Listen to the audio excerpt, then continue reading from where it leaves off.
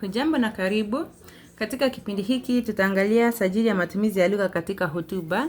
Wakati mwingine tunasema tu ni sajili ya hotuba, lakini ni sajili ya matumizi ya lugha katika hotuba.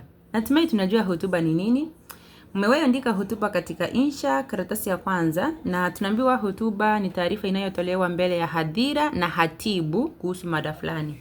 Hadhira ni wasikilizaji na pengine watazamaji tunapoeleza katika fasihi, na hatibu ni yule ambaye anatoa hotuba. Kwa hivyo hotuba ni taarifa inayotolewa mbele ya hadhira, na taarifa hii inatolewa na hatibu na itakuwa ni kuhusu mada fulani. Moja kwa moja tuangalie sifa za sajili ya hotuba. Sifa ya kwanza, tunaambiwa hotuba ni mazungumzo ya moja kwa moja. Moja kwa moja ina maana kwamba mazungumzo yanatokea papo kwa hapo. Papo kwa hapo inamaanisha hatibu na hadhira wako hapo na wanaangaliana pengine uso kwa uso. Natumai hiyo tumeelewa, ni mazungumzo ya moja kwa moja. Sifa ya pili, tunaambiwa kwamba hotuba hutumia lugha rasmi kwa sababu hotuba hutolewa katika mazingira rasmi mara nyingi. Wakati mwingine utakuja kuambiwa kuna hotuba rasmi na kuna hotuba ya kawaida, lakini mara nyingi hotuba hutolewa katika mazingira rasmi, basi ndio tunatumia lugha rasmi. Na kumbuka lugha rasmi ni lugha ambayo inazingatia kanuni za sarufi. Sifa ya tatu, tunaambiwa kwamba kuna matumizi ya msamiati maalum. Msamiati maalum ina maana kwamba ni msamiati ambao hutumiwa kulingana na mada inayozungumziwa. Yaani msamiati unatumiwa kulingana na mada inayozungumziwa. Hatibu anapotoa hotuba kuna kile ambacho anakizungumzia. Iwapo alikuwa anazungumzia ukulima, atatumia msamiati ambao unahusiana na ukulima kama vile mazao, mbolea, mambo kama hayo. Kama hatibu alikuwa anatoa hotuba kuhusu elimu, utasikia akitaja maswala au msamiati kama pengine wanafunzi, elimu, kutia bidii, masomo, mambo kama hayo. Na sifa ya nne, tunaambiwa kuna kutaja vyeo. Kwa mfano, vyeo vya waliohudhuria hutajwa. Sana sana katika utangulizi, hatibu anapoanza kutoa hotuba yake atataja vyeo kwa kuwatambua waliohudhuria. Na sifa ya tano, tunaambiwa kwamba hotuba huanza kwa maamkuzi. Ni maamkuzi. Kwa hivyo waliopo usalimiwa katika utangulizi. Natumai umesoma katika karatasi ya kwanza kuhusu hotuba, lakini hii ni simu jamii na tunaangalia tu sifa za hotuba, sifa za sajili ya hotuba. Tunaambiwa hotuba huanza kwa maamkizi. Hiyo umeelewa. Utaeleza tu useme waliopo husalimiwa katika utangulizi. Nakumbuka tumesema hotuba hutolewa ana kwa ana au moja kwa moja. Kwa hivyo ni aliyekuwepo ambaye anasikiliza na anayetoa hotuba. Sita, tunaambiwa kwamba hutumia lugha ya heshima. Heshima hudhihirishwa kwa kutaja vyeo vya hadhira kama vile mheshimiwa, mabibi na mabwana. Haya ni mambo ya kawaida na huwa tunayaona tu. Kwa hivyo la msingi ni kwamba sifa ni kuwa hutumia lugha yenye heshima, au utaeleza vile tumesema. Sifa ya saba, tunaambiwa kwamba hutumia nafsi, si nafasi, nafsi ya kwanza umoja. Kwa nini? Kwa sababu mhutubu ndiye uzungumza. Kwa hivyo tunatumia nafsi ya kwanza umoja na si nafsi ya kwanza wingi. Nafsi ya kwanza umoja ni mimi. Linasema kwamba tudumishe amani na waarifu kwamba mambo kama hayo. La msingi ni nafsi ya kwanza umoja. Sifa ya 8, tunaambiwa kwamba mada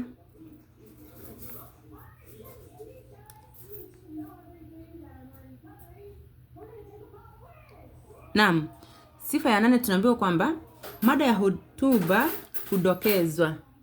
Unajua maana ya kudokeza au mdokezo? Kinachozungumziwa katika hotuba hudokezwa kwa kifupi.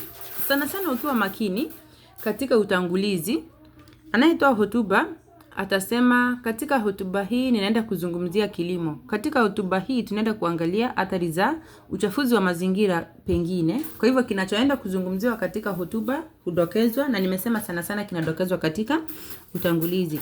9, tunaambiwa kwamba kuna matumizi ya nukuu. Kunukuu, reference, ina maana kwamba wakati mwingine mawazo ya watu wengine huweza kurejelewa. Kwa mfano tu, kama hatibu alikuwa anazungumzia uhifadhi wa mazingira. Naweza akarejelea kwa mfano maneno ya Wangari Maathai ama wale ambao waliwahi hifadhi mazingira hapo mbeleni. Kama alikuwa anazungumzia pengine falsafa, filosofia, atarejelea tu mawazo ya wanafilosofia wengine. Na 10, tunaambiwa lugha ya utani haitumiwi kwa sababu hotuba hutolewa katika mazingira rasmi. Hiyo tunaelewa moja kwa moja. Hakuna matumizi ya lugha ya utani kwa sababu hotuba inatolewa katika mazingira rasmi. Na sifa ya 11 tunaambiwa kwamba lugha inayotumika katika hotuba hutegemea taaluma inayozingatiwa. Taaluma ina maana gani? Iwapo uwanja unaotolewa, yani ina maana kwamba iwapo uwanja unaotolewa ni wa kitaaluma, iwapo hotuba inahusu mada ya kitaaluma, basi istilahi za msamiati wa kitaaluma husika zitatumika ama utatamalaki. Natumai tumeelewa.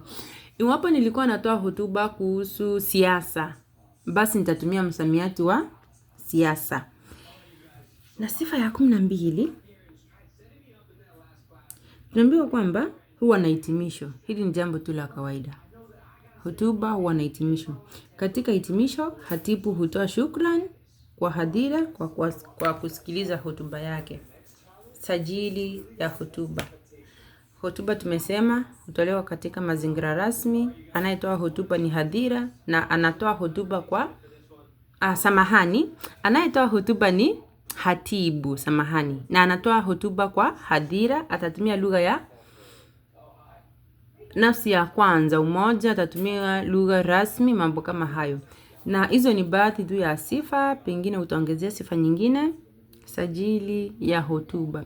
Na wakati mwingine uenda ukaletewa kifungu, ukaambiwa soma kifungu hiki kisha ujibu maswali. Kwa hivyo utasoma kwa makini, ni jukumu lako kuweza kugundua iwapo kifungu hicho ni hotuba au ni nini. Na iwapo wamekuambia kwa kutolea mfano, hakikisha mfano ambao unatoa umeutoa katika kile kifungu. Kwa sasa tutakomea hapo, ama hiyo ndio sajili ya hotuba. Katika video nyingine tutaangalia sajili ya kitaaluma. Kama kawaida nitawaambia subscribe, share, na iwapo kuna swali uliza katika comment section. Huenda kuna mtu atakujibu. Kwa heri kwa sasa.